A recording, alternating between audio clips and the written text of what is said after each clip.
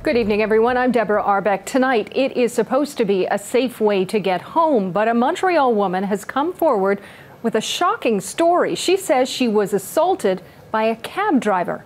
Jayla Bernstein's here with more. And Jayla, you found out that this was not an isolated case. Exactly, Deborah. In looking on Facebook and talking with women, I found at least a dozen people in Montreal who say they've been harassed or mistreated in some way by taxi drivers. And just a warning, this report does contain graphic language.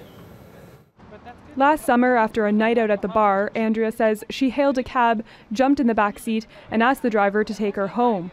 The guy was actually very nice. He was talking to me and stuff until I realized that he was masturbating, and then he wanted me to touch it, but I didn't want to. So, and then he tried to kiss me, but then I stay back, and then he put his hand trying to touch me. For months afterwards, she was afraid to take a taxi. Now she says she's careful to record the cabbie's information.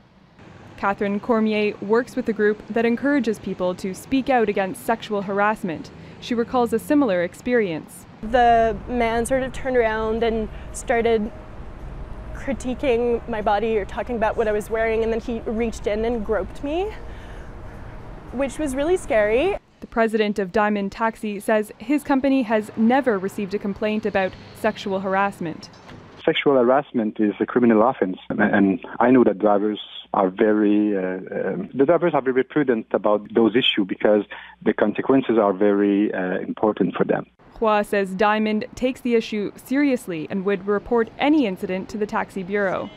Last month, the city's Transportation Committee made a list of recommendations aimed at improving the safety of taxi drivers and their passengers. Among the suggestions, installing cameras in all taxis. Absolutely, the city could be doing more to protect passengers and taxi drivers alike. The installation of cameras is one thing that could be done fairly easily and not too expensively.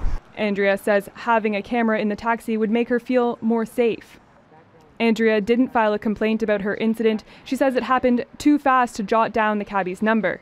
She hopes her story will help warn others to be better prepared.